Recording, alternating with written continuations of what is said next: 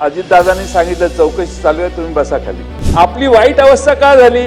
कारण आपण शिक्षणाचा प्रसार केला नाही, विज्ञान आपण चमत्काराला जोडलं, देवाकडून आपण दैवाकडे गेलो, श्रद्धेपेक्षा अंधश्रद्धेचं पारड जड आम्ही केलं, श्रीकृष्णाला आपण पूर्णावतार म्हणतो, त्यांनीच सांगितलेली गीता पाठ केली, पण त्याचा कर्म सिद्धांत दुर्लक्षून कर्मकांडांना आपण महत्व देत गेलो। जग पुढे गेलंय, आता आपण AI ची सुरुवात करतोय, पण तिकडे जग पुढे गेलंय आणि आपण कबरीच्या मागे लागलो। तुमचा दादांकडे सारखा रॉंग नंबर लागतो, ही बोंब आहे तुमची। AI साठी पैसे दिलेले आहेत, ते AI डेव्हलपमेंट साठी आपलं संशोधन होणार आहे आणि त्याचा सेंटर बीडला करा दादा, माझी विनंती आहे। बीडला ज्या पद्धतीनं माणसं मारण्याचा कार्यक्रम चाललाय, त्याऐवजी बीडला हे सेंटर करा, बीडला एखादं AI चं इन्स्टिट्यूट काय ते विद्यापीठ करा, पालकमंत्री आहेत ते। त्यामुळं आता दादा म्हणतील त्या पद्धतीनं जरा प्रगती करा। बीडची बारामती तुम्हाला दादा आहे ना, तसंच दादा महाराष्ट्रात सगळीकडे जायचं बंद करा, फक्त बीड मध्ये जाऊन बसा। अध्यक्ष महोदय, विरोधी पक्षाने मांडलेल्या 293 या प्रस्तावावर समर्थन करण्यासाठी मी उभा आहे। आणि अध्यक्ष महोदय, मगाशी अतुल भातखळकर साहेबांनी उल्लेख केला, ही पहिलाच प्रसंग आहे की 4-5 प्रस्ताव एकत्रित आलेले आहेत। चार आहेत प्रस्ताव, 4, आणि जर जमलं तर अंतिम आठवडा प्रस्तावही आपण घेऊ शकतो, 6। त्यामुळे अध्यक्ष महोदय, आपल्या सभागृहात अर्थसंकल्पाचं बजेट हे आतापर्यंत 5 आठवडे चालायचं, तेही बजेट आपण 3 आठवड्यात संपवायला लागलो। आपल्या अर्थ विभागाचं कामकाज झाल्यानंतर, डिमांड्स पूर्ण झाल्यानंतर किमान 1 आठवडा पुढे पाहिजे होता। अध्यक्ष महोदय, आपण त्या 4 सुट्ट्यामध्ये 4-5 सुट्ट्या झाल्या आणि त्यामुळं अतुल भातखळकर साहेबांना माझी विनंती आहे की आपणही पक्षात हे मांडा की विधानसभेचा आता 238 आहेत तुमच्याकडे, त्यामुळे घाबरण्याचं काही गरज नाही। त्यामुळे 5 आठवडे 6 आठवडे मी याच सभागृहात बघितलेलं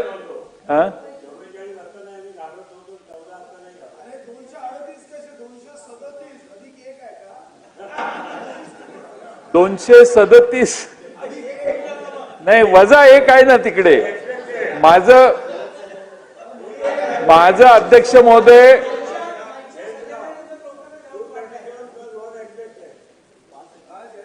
महोदय, तिकडनं वजा झालेल्यांच्यावर मी खरं म्हणजे कर्टसी दाखवली, ती माझी चूक झाली। तिकडनं वजा झाले ते यापूर्वीच। आणखीन एक आहेत तुमच्यात वजा करायच्या लिस्ट मध्ये आहेत, आता नाव सांगून वेळ घेत नाही, ते नाही आहेत सभागृहात। पण अध्यक्ष महोदय, आपल्या सभागृहात मी या ठिकाणी एक सुरुवातीलाच एक अतिशय मनाला सुन्न लावणारी एक मध्ये घटना घडली, त्याचा उल्लेख करतो।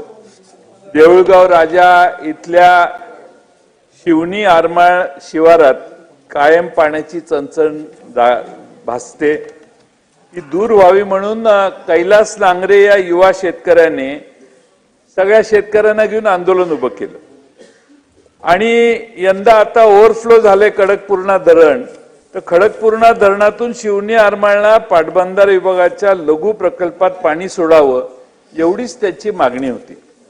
आणि आंदोलनानंतर शासकीय अधिकाऱ्यांनी कैलास नांगरे यांना पाणी सोडण्यावर लेखी आश्वासन दिलं होतं, पण मार्च महिना उजाडला तरीही मागणी मान्य न करण्यात आल्यामुळं शेवटी या युवा शेतकऱ्याने टोकाचं पाऊल उचललं, विष पिऊन आत्महत्या करून आपलं जीवन संपवलं।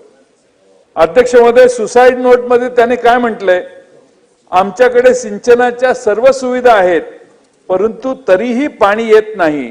माझ्यावर आता केळी आणि पपईच्या शेतात अंत्यसंस्कार करा व राख आनंद स्वामी धरणात टाका। मुख्यमंत्र्यांनी माझ्या मुलाचे पालकत्व स्वीकारावं, माझ्या मुलांचे शिक्षण करण्यासाठी मी असमर्थ ठरलो, स्वतः शून्य झालो, म्हणून त्यांनी सुसाईड नोट मध्ये लिहिले।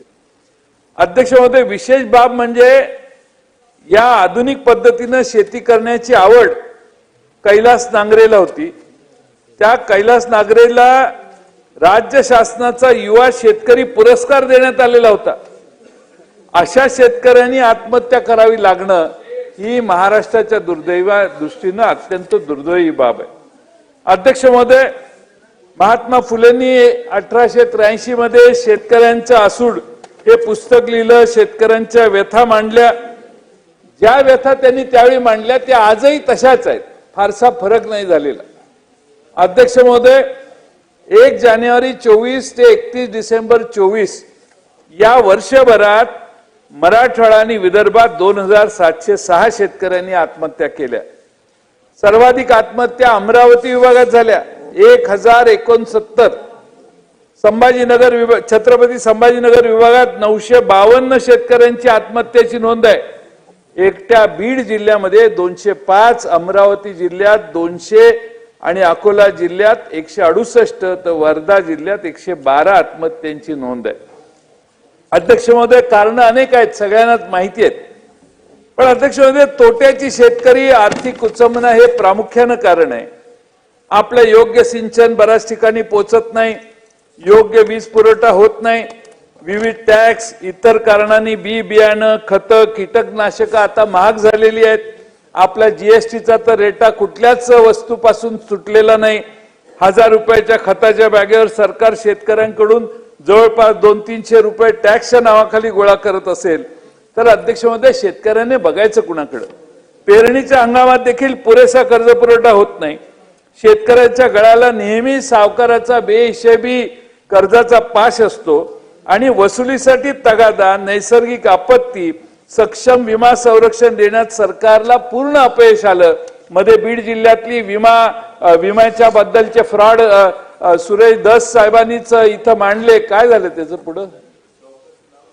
चौकशी झाली? केले का? सगळ्या महाराष्ट्र चौकशी चालू आहे. अजितदादांनी सांगितलं चौकशी चालू आहे, तुम्ही बसा खाली, नो चर्चा.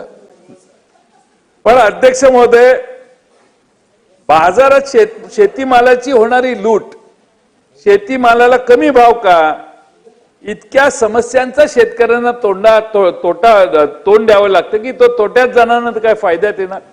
आपण सगळ्या उद्योगांना फायदा कसा होईल हे बघायचा प्रयत्न वेगवेगळ्या मार्गाने करतो. तो इन्सेंटिव्ह देतो, काय काय देतो. शेती हा उद्योग महाराष्ट्रात, मी महात्मा फुलेंचं उदाहरण दिलं, तेव्हापासून आतापर्यंत हा किफायतशीर होतच नाही. याच्या मुळाशी सरकार कधी गेलंय का? तकलादू आपण वेगवेगळ्या हे काम करण्याचं काम करतो. आपण निवडणुका आल्यावर मोठमोठ्या घोषणा देतो. शेतकरी फारच दंगा करायला लागल्यावर 6000 रुपये केंद्राने पाठवले, आपण 6000 रुपये पाठवले, 12000 रुपये मिळाले. आपल्याला वाटलं आता शेतकरी सुखी झाला. अध्यक्ष महोदय, त्याच्या आधारभूत किमती त्याला मिळायला लागल्या. आज सोयाबीनचे दर काय, कपाशीला किती दर मिळाला, कांद्याची परिस्थिती काय मधल्या काळात होती, सगळं बारकाईनं बघा. आता त्यासाठी सरकारने, तुम्ही किती मोठे रस्ते करा त्याचं स्वागतच आहे, पण सरकारने 86,000 कोटीचा आता ते शक्तीपीठ रस्ता करणार आहे. दादा, माझी विनंती आहे की 86,000 कोटीचा 3 टप्प्यात हळूहळू किंवा 1,00,000 कोटीचा असा निधी करा की ज्याच्यामध्ये शेतीमालाच्या चढ उतारीला, आता तुमच्या बाजारपेठेत समजा लासलगावला जर कमी अधिक उताराचा दर कमी जास्त झाला तर त्या शेतकऱ्याला त्याचा बोनस किंवा त्याला सपोर्ट म्हणून काहीतरी आपोआप त्याच्या खात्यावर जायला पाहिजे. तुमचे 6000 रुपये दिले की तुम्ही हात वर करता, त्यापेक्षा अध्यक्ष महोदय, जिथं जिथं शेतीमाल आधारभूत किमतीच्या खाली जाईल तिथं त्याला पैसे कसे मिळतील हे बघण्याची व्यवस्था सरकारने केली पाहिजे. शेतकऱ्यांच्या पाठीशी कुणीही नाही. सरकार येतात, निवडणुकीत फार मोठी घोषणा आपण करतो, पण त्या बिचाऱ्या शेतकऱ्याच्या अवस्थेकडे शेवटी आपण सत्तेत आलो. इथं एअर कंडिशन मध्ये आपण मोठमोठी भाषणं अनेकांनी केली असतील, पण त्याला न्याय मिळण्याच्या दृष्टीनं आपलं हे सभागृह अपयशी ठरलेलं आहे. सरकार कोणाचा हा पुढचाच प्रश्न आहे, पण आपण सगळे अनेक वर्ष या सभागृहात काम करतोय, पण आपल्याला हे अपयश कसं दुरुस्त करायचं याचा विचार केला पाहिजे. अध्यक्ष महोदय, मुंबई कुणाची? इथल्या कोळी समाजातल्या बांधवांची, इथल्या गिरणी कामगारांची, कष्ट करणाऱ्या मराठी माणसाची, जे अगदी पश्चिम महाराष्ट्रातनं, मराठवाड्यातनं या मुंबईत येऊन अगदी सामान उचलण्याचं काम करणारे आमचे माथाडी कामगार आहेत, त्या सगळ्यांची मुंबई होती. अध्यक्ष महोदय, आमच्या गावाच्या शेजारी साहित्य रत्न अण्णाभाऊ साठेंचं गाव आहे. ते काय म्हणतात, म्हणायचे, बा कामगारा तुझं ठाई अपार शक्ती, ही नांदे मुंबई तव तळ हातावरती, हे हात पोलादी सर्व सुखे निर्मिती, परी तुला जगण्याची भ्रांती. कष्ट करणाऱ्या माणसालाच या मुंबईत जगण्याची आज भ्रांती आहे. आजही अध्यक्ष महोदय, मुंबईत आमच्या मराठी माणसाला भ्रांती करावी लागते, कारण त्याच्या घरांवर, आता हे मुंबई गिरगाव आणि तिकडं परेल वगैरे भागात सगळे मिल मधली माणसं आपली राहायची, त्याच्या घरावर परप्रांतीयांचा एवढा डोळा आहे की महाराष्ट्रात मुंबईमध्ये SRA विकासक 200-250 झालेत, पण मराठी विकासक किती? एक 10, 15, 20, मला नक्की आकडा माहित नाही. पण अध्यक्ष महोदय, मंत्रालयाच्या 6व्या मजल्यावर अध्यक्ष महोदय परप्रांतीय विकासकांच्या बरोबर मुंबईच्या इंच जमिनीची सौदेबाजी अनेक वर्ष, मी काय तुमच्या सरकारबद्दल बोलत नाही, अनेक वर्ष चालू आहे. 6व्या मजल्यावर म्हणजे सरकारच्याकडून आपण सरकार कोणाला रेड कार्पेट देतो? आपण मराठी माणसांच्यासाठी एखादी सहकारी, आता एक नवीन योजना काढलेली आहे तुमच्या सरकारने की आरोग्यासाठी 10% द्यायचे, 90% का 80% तुम्ही कर्ज देणार आणि आरोग्याचं हॉस्पिटल देखील कोऑपरेशन मध्ये काढायचं असं ठरलेलं आहे, असं मी ऐकलेलं आहे. त्यामुळं GR आहे तसा मी आपल्याला देतो. त्याच्यापेक्षा दादा, मुंबईतली ही मराठी माणसांची घरं, त्यांना कोऑपरेटिव्ह सोसायट्या काढायला द्या, त्यांना पैसे द्या, त्यांची बिल्डिंग उभा करा, त्यांची बिल्डिंग उभा राहिल्यावर मग सेल टॉवर उभा करायची व्यवस्था करा. याच्यासाठी दादा तुम्ही जर पुढाकार घेतला तर मुंबई तुम्हाला चांगलं लक्षात ठेवेल असं मला वाटतंय. आणि त्यासाठी आपली संपत्ती कशी, NCDC कडून ती योजना आहे, NCDC कडून ती हॉस्पिटल काढायला, म्हणजे अतुल भातखळकर साहेबांनी ठरवलं की आता हॉस्पिटल काढायचं, तर तुम्हाला पैसे मिळण्याची व्यवस्था आहे. फक्त पेशंट येणार की नाही हा पुढचा मुद्दा आहे, पण हॉस्पिटल काढू शकतो सहकारी तत्वावर, हे आपण सगळ्यांनी लक्षात घ्यायला पाहिजे. तर त्याऐवजी मुंबईतल्या या मराठी बांधवांसाठी काहीतरी आपण करा.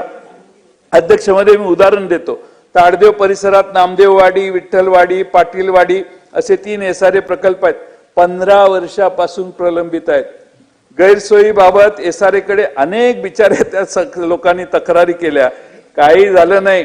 ट्रान्झिट कॅम्प मध्ये गैरसोय त्यांची झालेली आहे, तिथं वारंवार लक्ष दिलं, तिथंही काही होत नाही. ज्या गतीनं काम चालू आहे तर त्याचा लोक म्हणतात की 7-8 वर्षाच्या आत ते प्रकल्प पूर्ण होणार नाही. नामदेववाडी, विठ्ठलवाडी आणि पाटीलवाडी इथल्या जुन्या वसाहती आहेत. अध्यक्षमध्ये इथला कोण BMC मध्ये कामाला आहे, कोणा छोटा व्यवसाय कुठल्या तरी कंपनीत कष्ट करतो, त्याच्या आजोबांनी वडिलांनी काबाड कष्ट करून घर घेतलं, पण विकासकांनी त्यांना पूर्णपणे वाऱ्यावर सोडलं. शेवटी ही लोक काय करतात, वसईला, विरारला, तिकडं पालघर जिल्ह्यात जाऊन राहतात आणि रेल्वेनं नाईलाजानं इथं येण्याचं काम, नोकरीवर कष्ट करायला येतात. आणि म्हणून सरकारने याच्याकडे लक्ष घातलं पाहिजे. अध्यक्ष महोदय, माझ्याकडे यादी आहे रखडलेल्या सगळ्या प्रकल्पांची. एक ब्ल्यू प्लॅनेट म्हणून कोऑपरेटिव्ह हाऊसिंग सोसायटी आहे 7 रस्त्याला. 10 वर्षापासून प्रकल्प जाणीवपूर्वक प्रलंबित ठेवणाऱ्या विकासकावर कडक कारवाई का होत नाही, हाही माझा प्रश्न आहे अध्यक्ष महोदय. शेवटी अध्यक्ष महोदय, गृहनिर्माण रिडेव्हलपमेंटचे प्रोजेक्ट आहेत. घर मालक आणि विकासक यांच्यामध्ये पुनर्विकासाचा करार झाल्यानंतर मुदत कालावधीसाठी प्रकल्प पूर्ण करण्यासाठी कायद्यात तरतुदी केल्या आहेत. पण अध्यक्ष महोदय, त्यानुसार रिहॅबची बिल्डिंग पहिल्यांदा उभी राहिली पाहिजे, तसं बऱ्याच ठिकाणी होत नाही. अध्यक्ष महोदय, पुनर्विकास प्रकल्प पूर्ण ताब्यात दिल्यानंतर देखील गृहनिर्माण सहकारी सोसायट्या भाडेकरूंना विकासकांनी करून दिल्या नाहीत, असे तर अनेक प्रकार मुंबई शहरात आहेत. आणि असे गृहनिर्माण सोसायट्या न करून दिलेल्या विकासकावर फौजदारी गुन्हे का दाखल करत नाही, हा अध्यक्ष महोदय सरकारला आणि गृहनिर्माण खात्याला माझा प्रश्न आहे. अध्यक्ष महोदय, खरं म्हणजे एक काळा चौकीला बोडके कुटुंब होतं. त्यात बोडके कुटुंबात प्रणय बोडके म्हणून एक मित्रांबरोबर स्कूटरवरून परेलवरून दादरला होळीसाठी फुलं आणायला बिचारा गेला. शिवनेरी बस उलटी रॉंग साईडनं आली आणि त्यात तो चिरडला गेला. प्रणय बोडकेचा मृत्यू झाला. अध्यक्ष महोदय, हा 28 वर्षाचा युवक, 26 वर्षाची त्याची पत्नी, 1.5 वर्षाचं लहान बाळ, आज त्याचा मृत्यू झाला. आता शिवशाहीकडे प्रतापराव सरनाईक साहेबांना मी विनंती केली, ते म्हणले की रस्त्यानं चालत जाणाऱ्याचा ऍक्सिडेंट झाला तर त्याला भरपाई आहे, पण स्कूटरवर बसलेला असेल तर त्याला भरपाई नाही. आता शिवशाही भाड्यानं घेतली आहे म्हणतात, ते त्यांचंही बरोबर आहे, पण रॉंग साईडने शिवशाहीची बस आली आणि ऍक्सिडेंट झाला, 100% त्याची चूक आहे. अध्यक्ष महोदय, त्याला नुकसान भरपाई देणं हे फार महत्वाचं आहे, कारण त्याच्या कुटुंबाने पुढे काय करायचं हा प्रश्न आहे. अध्यक्ष महोदय, मध्ये अबू आझमींनी भातखळकर साहेब मध्ये सांगितलं की ती काय औरंगजेबाच्या वेळी भारतात हे होतं. औरंगजेबाच्या वेळी नाही, याच्या पूर्वीपासून भारतामध्ये पूर्ण भारताचा जगाशी व्यापार होता आणि म्हणून या देशात सोन्याचा धूर निघायचा 1500-2000 वर्षापूर्वी. आणि अध्यक्ष महोदय, धूर निघत होता म्हणून पश्चिमेकडून माणसं या देशात आली, परकीयांनी या देशाला लुटलं, आपली आर्थिक दृष्ट्या सुबत्तता जी काय होती ती सर्व उद्ध्वस्त केली. समाजात कलागुण विकसित सुबत्ता असल्याशिवाय होत नाहीत, अशी चांगली परिस्थिती अनेक वर्षापूर्वी होती. म्हणजे 0 ते 9 अंकाचा शोध किंवा निर्मिती देखील भारतातच झालेली आहे. त्याशिवाय कालगणना शक्य नाही. अवकाशातील ग्रह ताऱ्यांची स्थिती, त्यांच्या कक्षा, भरती, ओटी, ग्रहणे, त्याचे पृथ्वीवर होणारे परिणाम यांची माहिती आम्हाला भारतीयांना होती. हजारो गुरुकुले या देशात होती. ज्ञानार्जनासाठी मोठी मोठी विद्यापीठं होती. चाकाचा शोध देखील हजारो वर्षापूर्वी लागला. त्याशिवाय रथांची निर्मितीच होऊ शकत नाही. शेतातील नांगर आवश्यक आहे कळल्यावर नांगराची निर्मिती या देशात झाली. नांगर हे संस्कृती बदलाचं चिन्ह आहे. कंदमुळं, कच्चं भाजलेलं मांस खाण्यापेक्षा आपण नांगरानं शेती करून आपलं जगणं सुसह्य करू शकतो. हा विचार भारतात सुसंस्कृतपणाचा विचार 2000, 1500, 1000 वर्षापूर्वीपासून आहे. मी मध्ये एक आर्टिकल वाचत होतो, त्यात एक रशियन शास्त्रज्ञ सांगत होता की आम्ही म्हणजे ते जेव्हा कंदमुळं कच्चं मांस खात होतो तेव्हा भारतीय उपखंडात सप्तसुरांनी समृद्ध गायन वादन सुरू होते. आम्ही जेव्हा अन्नाच्या शोधात धावत होतो तेव्हा भारतीय उपखंडात रती महारथी होते आणि विमानशास्त्राचा अभ्यास सुरू होता, ज्याचे आज नकाशे मिळतात. आज जेव्हा प्रत्येक अवजड वस्तू उचलायला आम्हाला क्रेन लागते, तेव्हा हजारो वर्षापूर्वी भारतीय उपखंडात अवाढव्य इमारती व मंदिरे केदारनाथ सारखी उभी केली गेली. त्यावेळी म्हणजे भारत हा तंत्रज्ञानाच्या दृष्टीने देखील पुढे होता. अध्यक्ष महोदय, 1200 वर्षाचा इतिहास मग असा वाईट का झाला? आम्ही अचानक गुलाम का झालो? कारण स्पष्ट आहे. सावे साहेब, हे थोडं भर पडण्याची शक्यता आहे. जरा 5 मिनिट पाठीमागे शांतता घ्या.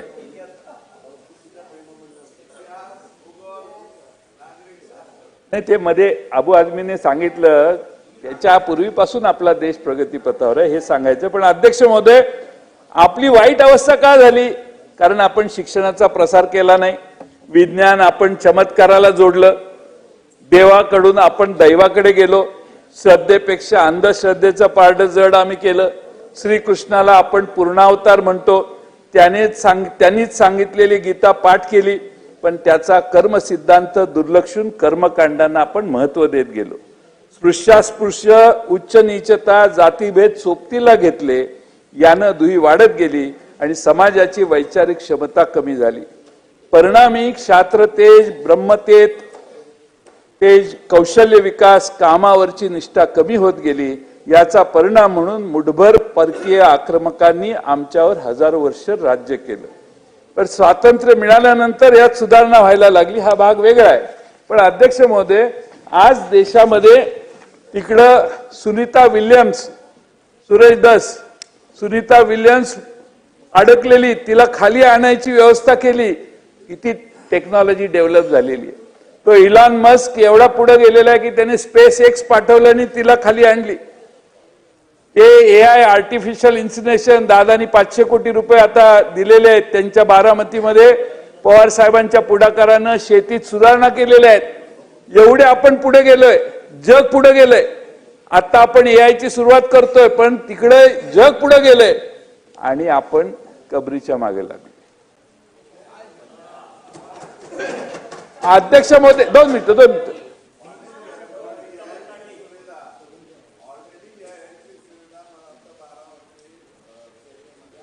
हो आहे, कॉलेजला नाही. तुमचा दादांकडे सारखा रॉंग नंबर लागतो, ही बोंब आहे तुमची. तुम्हाला पाहिजे त्यांना जे पाहिजे ते तुम्ही बोलत नाही आणि तुम्ही जे बोलताय त्याच्यापेक्षा वेगळं त्यांनी काम केलेलं आहे. त्यामुळं तुमचा आणि त्यांचा संवाद जो तुटलेला आहे तो काय होईना झालाय. बरोबर, मी त्यावर खोलात जात नाही. पण AI साठी पैसे दिलेले आहेत, ते AI डेव्हलपमेंटसाठी आपलं संशोधन होणार आहे आणि त्याचा सेंटर बीडला करा. दादा, माझी विनंती आहे, बीडला ज्या पद्धतीनं माणसं मारण्याचा कार्यक्रम चाललाय त्याऐवजी बीडला हे सेंटर करा. बीडला एखादं AIचं इन्स्टिट्यूट, काय ते विद्यापीठ करा.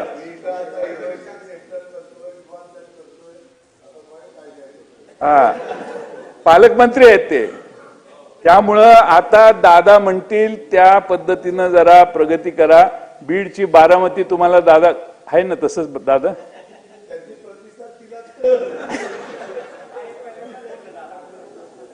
अध्यक्ष महोदय, दादा, मला आता किती वर्ष आपण सरकारमध्ये काम केलंय, बीडची मानसिकता बदलण्यासाठी तुम्हाला प्रचंड कष्ट घ्यावे लागतील. सगळ्यात मोठं म्हणजे सारखं तिथं जाऊन बसावं लागेल.